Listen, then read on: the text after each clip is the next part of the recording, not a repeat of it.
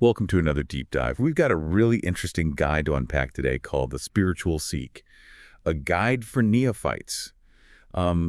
It's for folks just starting out on their spiritual journey, and it's packed with all sorts of ideas and concepts. It is. It's quite comprehensive, covers so much ground, from the very basic differences between religion and spirituality, all the way to like reincarnation and moksha. Yeah, it's a lot to take in, so let's try to break it down for our listener. Absolutely. I think one of the first things that really struck me was how it talked about that difference between religion and spirituality. Yeah. It almost seemed like it was saying, religion is more about believing in a set doctrine, where spirituality is about cultivating like an inner knowing. Right. It's a really important distinction to make, you know? Religion often has that external authority, that predefined set of beliefs, whereas spirituality, it really encourages you to look inward, to seek answers from within, connect with your own inner wisdom. It's more about personal faith that goes beyond any kind of dogma. Yeah, it reminds me of like the difference between following a recipe and creating your own, culinary masterpiece. Okay, I like that. Religion gives you the ingredients and the instructions, Yeah. but spirituality is like, hey, experiment, trust your intuition, savor those unique flavors of your own, spiritual journey. Yeah, that's a great analogy. And what's interesting is the guide doesn't say that one is better than the other. It just highlights the different approaches. It says, hey, reader, think about it. Which one of these feels more like genuinely you?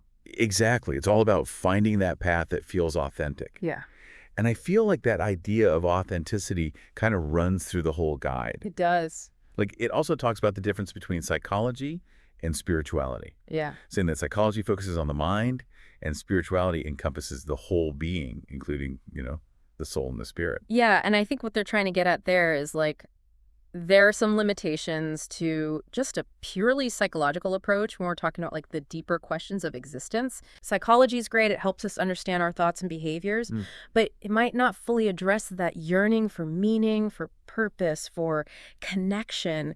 And that's often like what drives people to seek out a spiritual path. Yeah, it's like acknowledging that psychology has its place, but it's not the whole picture, right? Right. It's like trying to understand the ocean just by studying the waves. Right. You need to dive deeper, right, to see those depths of the currents, the vastness beneath the surface. Exactly. I feel like that leads us beautifully into the next point that the guide makes, which is the importance of self-knowledge. Yeah. They emphasize that ancient wisdom, te certain, nos te ipsum, know thyself. All right. Feels like the foundation of any spiritual journey. Right. That's It the is. name. It's crucial. And it's not just about, knowing your personality type or what your favorite color is. It's about those deeper layers. Right. It's about exploring the essence of your soul, your spirit, and recognizing your interconnectedness to everything around you. Like peeling back the layers of an onion.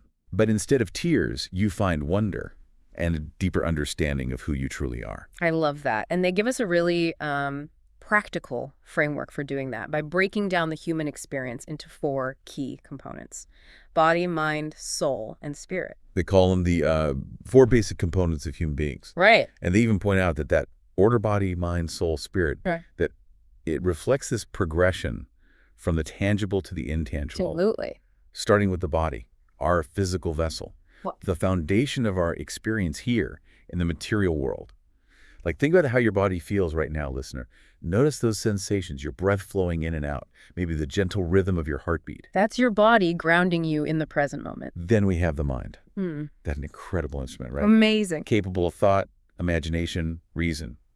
But also, as the guide points out, the mind can be a source of suffering. Absolutely. If we become too identified with our thoughts, if we believe every story it tells us, It's like being trapped in a hall of mirrors, constantly chasing after those fleeting thoughts and emotions, never really finding solid ground. yeah. And then we move into these more subtle realms, right? The soul and the spirit. Right. The guide describes the soul as like the seat of our individuality, our essence, while the spirit is our connection to something greater than ourselves, like a spark of the divine within us. Yeah, imagine your soul like this unique, beautiful flame burning brightly within you.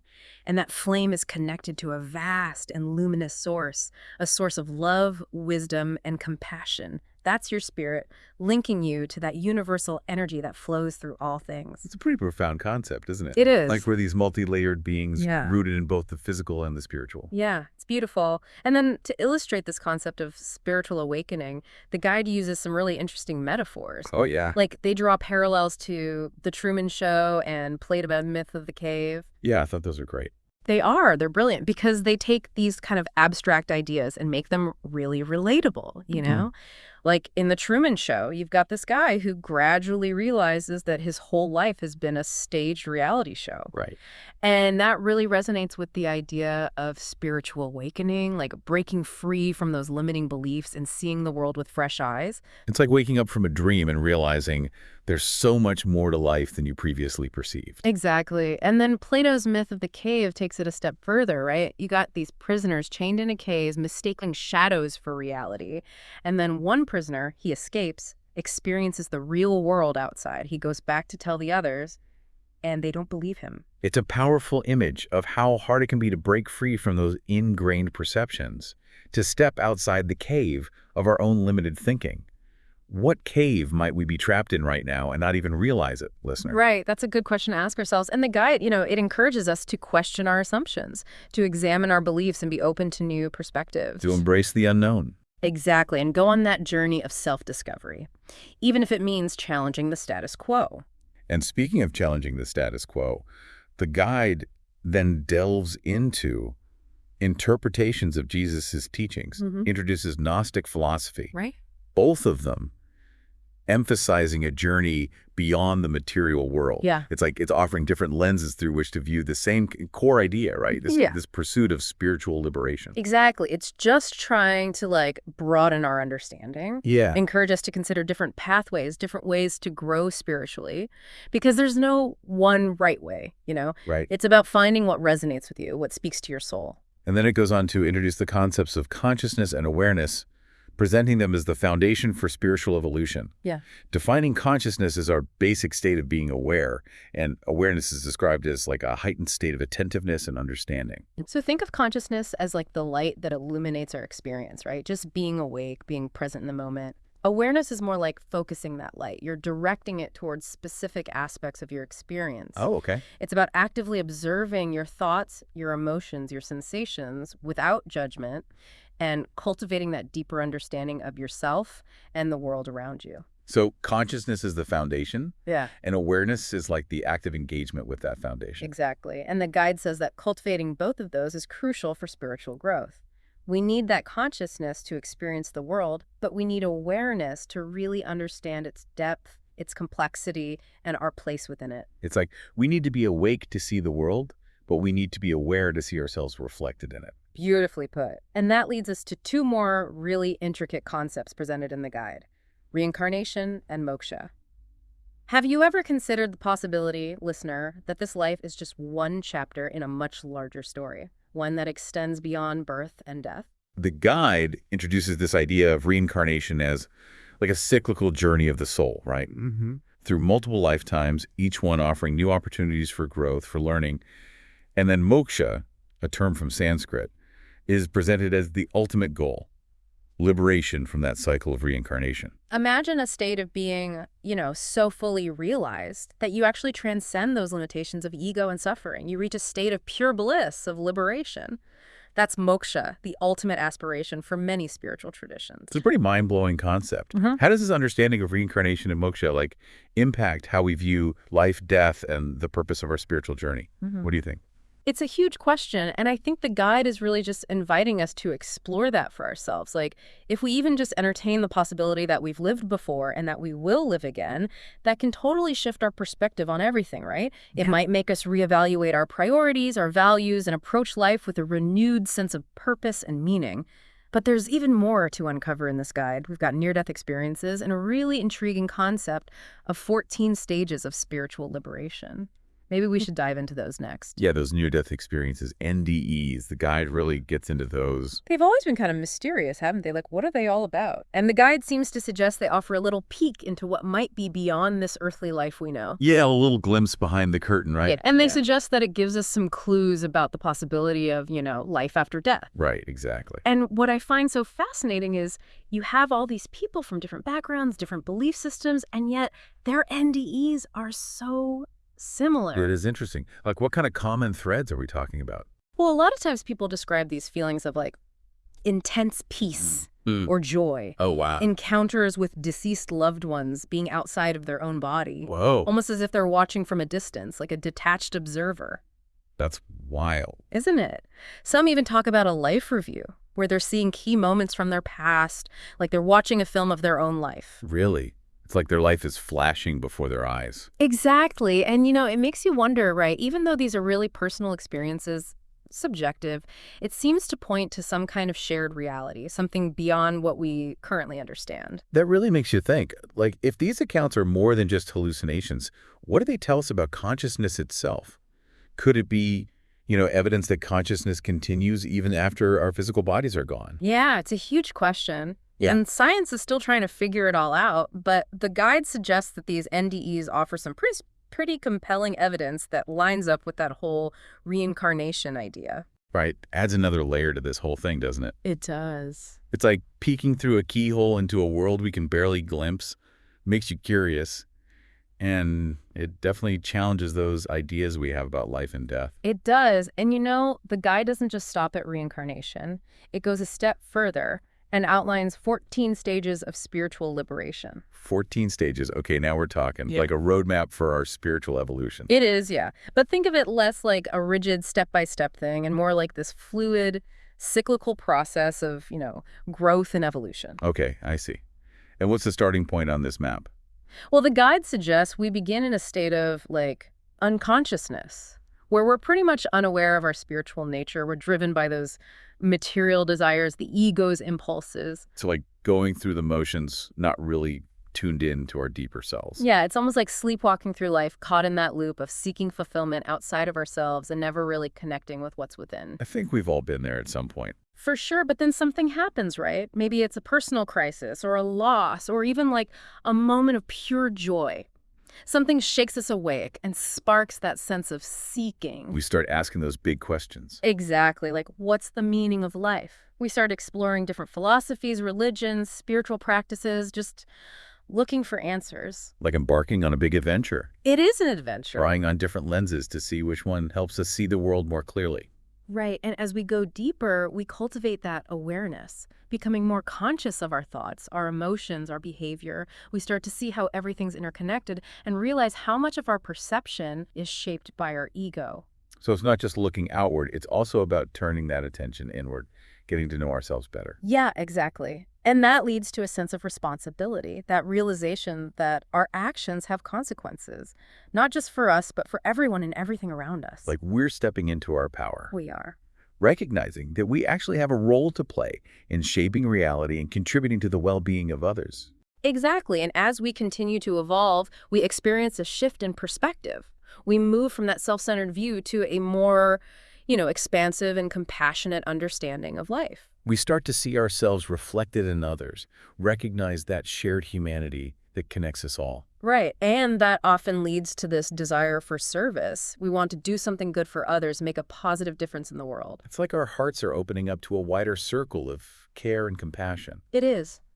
And that desire fuels our spiritual practice. We start engaging in things that nourish our soul, connect us to something bigger than ourselves. So it's not just reading about spirituality, it's about putting it into practice. It is, exactly. Whether it's meditation, prayer, spending time in nature, or just doing acts of kindness, it's about actively living those principles. Living these principles, I like that. And as that practice deepens, we experience transformation. We shed old patterns, beliefs that don't serve us anymore. We're letting go. We are, and embracing a more authentic and aligned way of being. like shedding a skin that's become too tight, allowing ourselves to grow into who we're truly meant to be. Exactly. And with that comes inner peace Yeah, and joy because we're aligned with our true nature. that sounds amazing. It is. And, the guide reminds us it's not a straight line, this journey. There's No. going to be times of stagnation, maybe even setbacks, regression. Sure, that's life, right? It is. And the guide encourages us to embrace all of it, Trust that every experience, even the tough ones, they're offering us valuable lessons. It's like navigating a winding path through a forest. There might be obstacles, but with each step, we're getting closer to where we need to be. Exactly. And at the end of it all, the guide suggests that we reach the state of awareness, a state of profound wisdom, compassion, and liberation, Wow. where we move beyond the limitations of our ego and realize we're all connected. That's a beautiful vision. It is, and it reminds us that this isn't just some abstract concept. It's a real possibility open to everyone. A beautiful possibility. It is, and an invitation to embark on that journey of self-discovery, to wake up to the infinite possibilities within us. What do you think? Yeah, it really is inspiring to think about all of that as this path, towards greater awareness and connection. It makes you wonder, though, is there ever a point where, like, you've arrived, you've achieved complete enlightenment, and you can just, I don't know, coast? Well, the guide kind of suggests that the journey itself is the destination, like spiritual growth. It's not a finish line you cross. It's an ongoing process. Hey. And it even says that there's no opposite of awakening. That's interesting. So once you've started to question things, see them from a new perspective. You can't just go back, back to being blissfully unaware. It's like Alice going through the looking glass. There's no turning back from that experience, seeing the world in a totally different way. But that doesn't mean it's always easy, right? Right, exactly. The guide acknowledges that awakening can be, well, it can be both exhilarating and a little bit scary. Like it says, those who sleep aren't aware of anything, while those who awaken can no longer pretend not to see, perceive, and know. That's powerful. It is. There's a responsibility that comes with that greater awareness, a deeper sensitivity to the world, to all of its, joys and sorrows. So it's not about achieving some kind of blissful detachment. It's about engaging more fully with life. Right. Yay. With all its messiness and beauty. Exactly. And I feel like the guide gives us so many tools and insights to help us on that path. It does. From understanding those core differences between religion and spirituality to exploring, like, what it even means to be human body, mind, soul, spirit. Right. It helps us understand ourselves and our place in the universe a little bit better. Exactly. It's like a map, it points out those key landmarks along the way. But it's not telling us exactly which route to take. It's encouraging us to find our own way, experiment with different practices, and trust that inner voice. Remember, there's no one-size-fits-all. What works for one person might not work for another. The most important thing is to find what nourishes your soul, what helps you connect with your own inner wisdom. That's a great point. And, for anyone who's starting out on this journey, it can feel overwhelming, right? It can be, yes. You're suddenly faced with these huge questions, trying to wrap your head around things like reincarnation and spiritual liberation.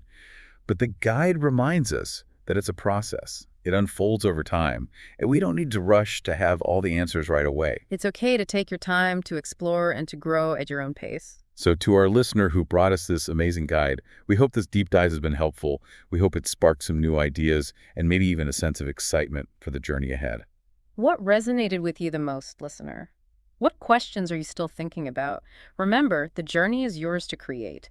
Embrace the mystery, trust your intuition, and allow yourself to be transformed by this process of awakening. And as you go on exploring that vast landscape of your inner world, we'll leave you with this. The soul's journey has a beginning, but no final destination. It kicks off from a spark that strikes within us like lightning on a sunny day, and from that moment on, there is no turning back. Happy exploring.